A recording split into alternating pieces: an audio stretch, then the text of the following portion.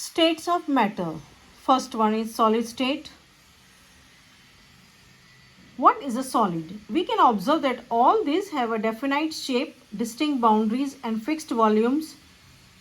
Solids have a tendency to maintain their shape when subjected to outward force.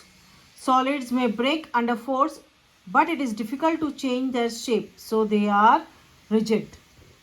Next we have liquid.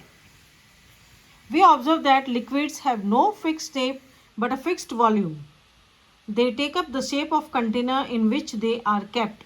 Liquids flow and change shape, so they are not rigid but can be fluid. All living creatures need to breathe for survival. The aquatic animals can breathe underwater due to the presence of dissolved oxygen in water. Please note down this point. Thus, we may conclude that solid, liquids, and gas can diffuse into liquids. The rate of diffusion, mark this, of liquid is higher than that of solids. This is due to the fact that liquid state particles move freely and greater space between them as compared to particles in the solid. Now we are moving to the third one, gaseous state. We have observed that gases are highly compressible as compared to solids and liquids. LPG, CNG used as a fuel these days in vehicles. So volume of a gas can be compressed into smaller cylinder and transported easily. When we come to know what is being cooked in the kitchen without even entering there by the smell that reaches our nostrils.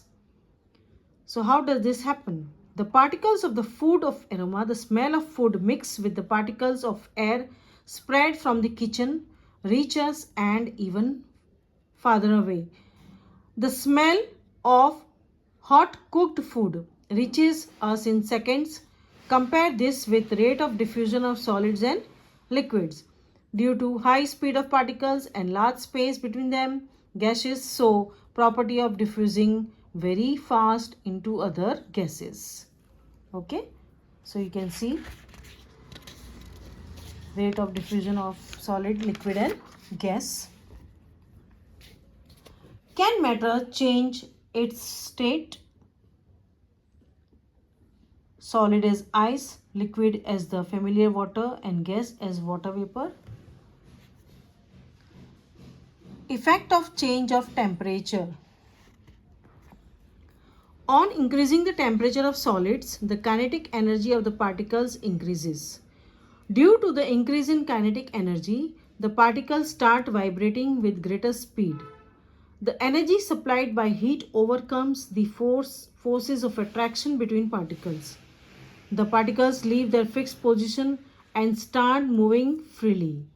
A stage is reached when solid melts and is converted into liquid.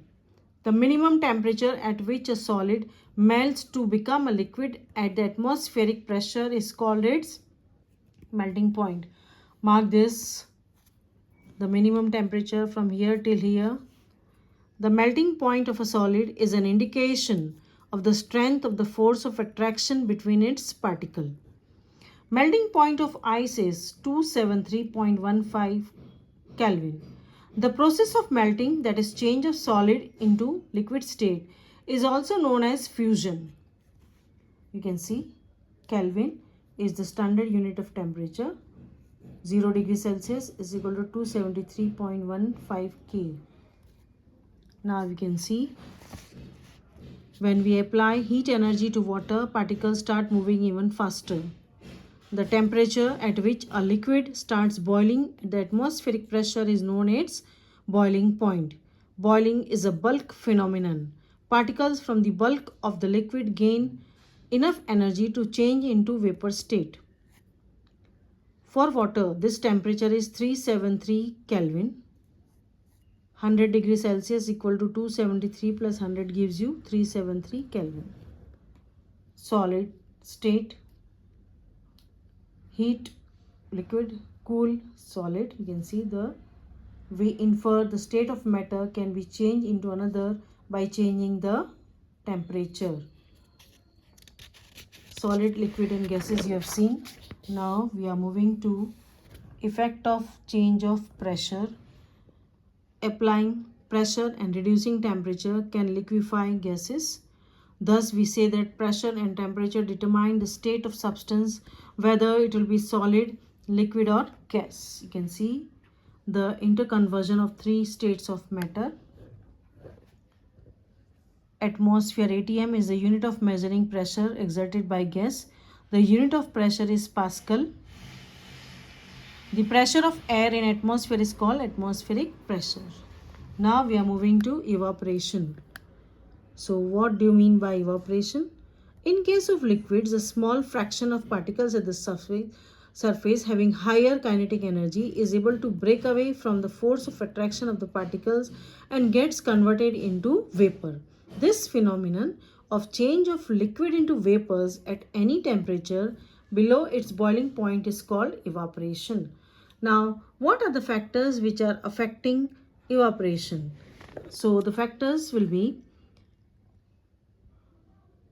the rate of evaporation increase with an increase of surface area, an increase of temperature, a decrease in humidity, an increase in wind speed, an increase of surface area, an increase of temperature, a decrease in humidity, an increase in wind speed.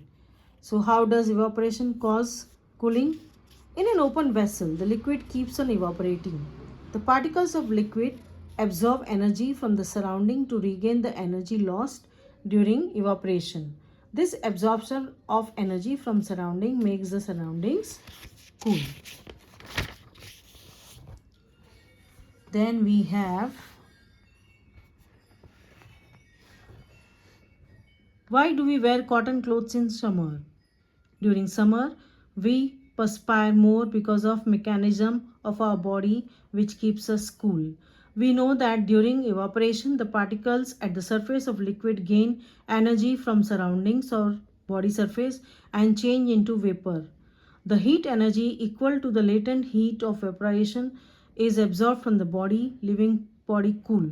Cotton, being a good absorber of water, helps in absorbing the sweat and exposing it to the atmosphere for easy evaporation. Now let us see the main points what you have learned. Please read the points. They are very important. In brief, you can understand the chapter thoroughly. Last, we have some measurable quantities and the units to remember. Temperature, unit is Kelvin, symbol used is K. Length, meter, M. Mass, kilogram, kg. Weight, Newton, N. Volume, cubic meter, meter cube. Density, kilogram per cubic meter. You can see the unit. Pressure, Pascal, Pa. Please read the lesson again and write down the answer of your exercise. Thank you.